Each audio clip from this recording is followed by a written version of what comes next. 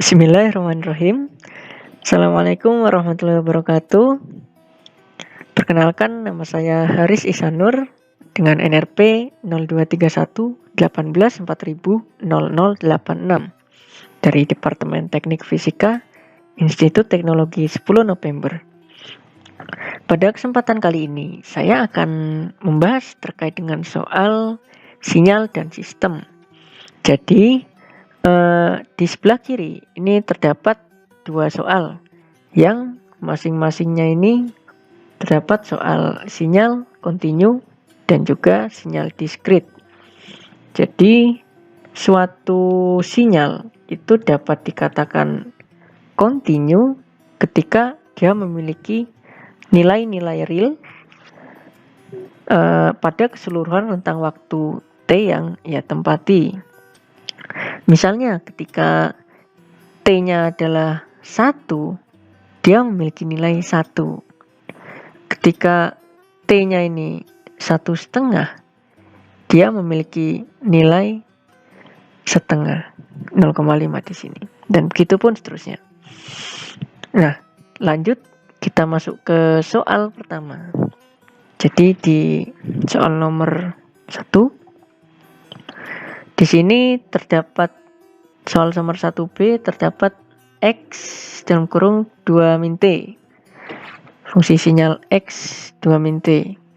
Nah, kita masuk ke pemrograman MATLAB-nya. Jadi, untuk fungsi X 2 min T ini dimasukkan ke dalam variabel F1 ini dengan fungsi X underscore T, dan ini itu memanggil fungsi sinyal kontinu. Nah, jadi sinyal kontinu ini algoritmanya itu berdasarkan dari gambar atau grafik dari sinyal ini, sinyal soalnya.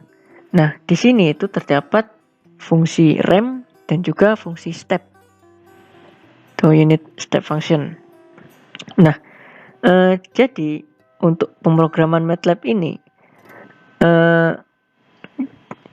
grafik yang di sebelah kiri ini direpresentasikan dalam suatu bentuk vektor ke dalam MATLAB untuk dapat menyelesaikan persoalan sinyal kontinus ini.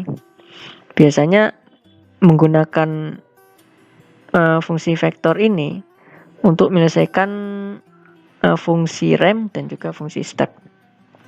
Jadi ketika kita lihat di sini,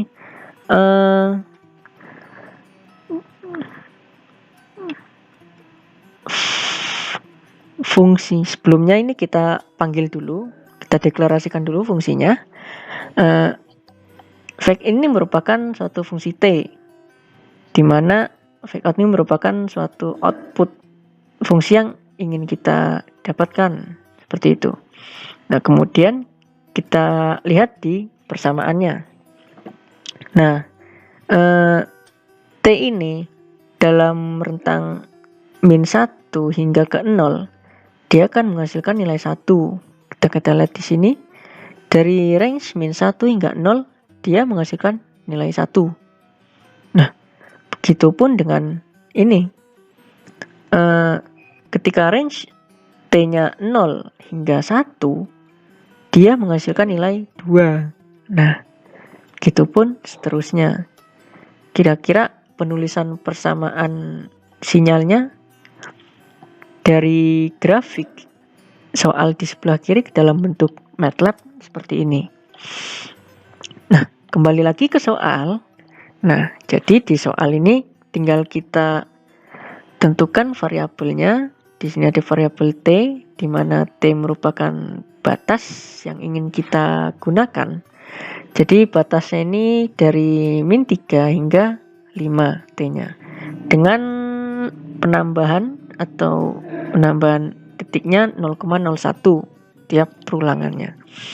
Nah, kemudian fungsi plot di sini merupakan suatu fitur di MATLAB di mana dia nanti bisa memplot T dengan F1. hasil fungsinya. Dan Y-lim dan X-lim ini merupakan suatu batasan ketika grafik atau plot yang kita munculkan itu. Dan grid on ini merupakan mengaktifkan penggarisnya. Jadi ketika kita run,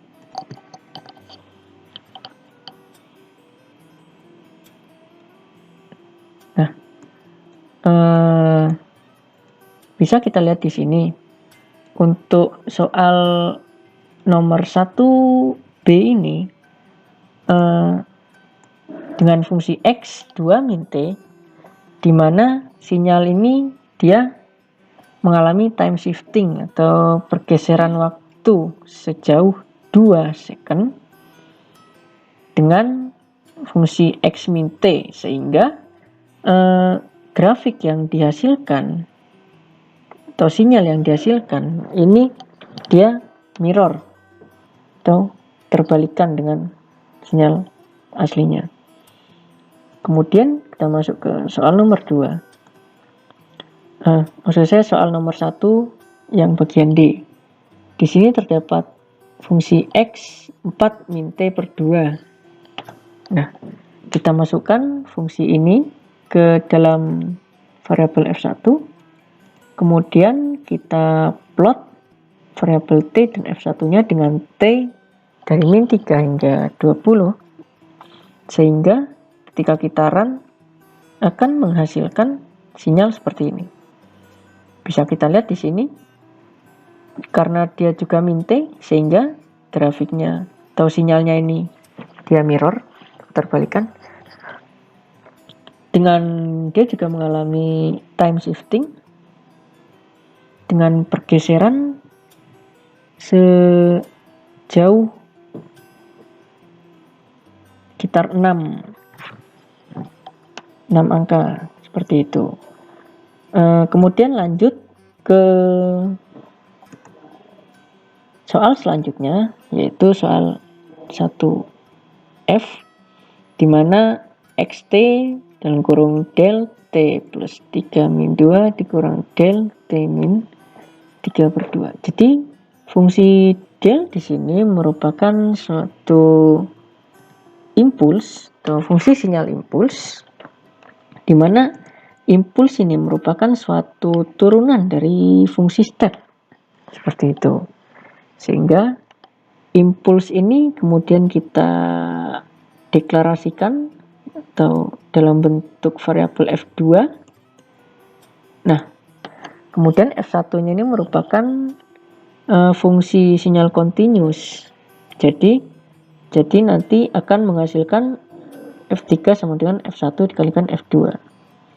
F1-nya ini xt dan F2-nya ini del T plus 3 per 2. Dan sehingga nanti ketika kita plot sinyalnya akan menghasilkan bentuk sinyal seperti ini. Bisa kita lihat di sini. Ini merupakan suatu bentuk sinyal impuls, di mana ketika suatu sinyal impuls ketika kita kalikan xt, maka nilai yang akan didapatkan itu hanya di titik itu saja. Karena ini terdapat dua impuls dari del T plus 3 per 2 dan del T min 3 per 2, sehingga akan menghasilkan T di kisaran min 1,5 dan T 1,5 dengan sumbu Y-nya bernilai min 0,5. Jadi terdapat dua titik impuls di sini. Jadi seperti itu untuk penyelesaian soal nomor 1. Dan kemudian kita langsung ke pembahasan terkait dengan soal discrete. Nah, untuk sinyal discrete ini pengerjaannya hampir sama dengan sinyal continuous tadi, namun dengan bentuk yang berbeda. Untuk transformasinya juga sama. Jadi dari sinyal discrete ini kemudian kita transformasikan dalam bentuk vektor di MATLAB. Jadi ketika T-nya itu min 3, itu akan menghasilkan nilai 0,5 di sini. Untuk soal nomor 2, ini juga terdapat 3 nomor, yaitu B, D, dan F. Nah, jadi di sini langsung kita masukkan persamaannya X3 min N, kita masukkan ke dalam sini, sehingga ketika, jadi sebelumnya ada fungsi stem, di mana fungsi stem ini untuk menampilkan plot berupa sinyal diskrit. Jadi langsung saja kita running programnya, cari figure 1. Nah, bisa kita lihat di sini sinyalnya itu bergeser sejauh 3, dan karena dia X min N sehingga dia di mirror seperti itu. Kemudian lanjut ke 2D, nomor 2D. Nah, ini kita masukkan fungsi X3N plus 1 ke dalam pemrograman, sehingga kita menghasilkan plot grafik berupa ini. Nah, dia hanya bernilai di T sama dengan 0 dan T sama dengan min 1 dengan fungsi 3N plus 1 ini. Selanjutnya kita ke yang nomor F. Di sini merupakan fungsi X N min 2 del N min 2. Seperti yang saya katakan tadi, ketika terdapat suatu fungsi impuls, maka yang akan dihasilkan hanya fungsi impulsnya itu sendiri, yaitu di sini ketika fungsi impulsnya di T sama dengan 2, dia hanya akan terdapat nilai di sini dan nilainya adalah 1. Jadi demikian presentasi dari saya, kurang lebihnya mohon dimaafkan. Assalamualaikum warahmatullahi wabarakatuh.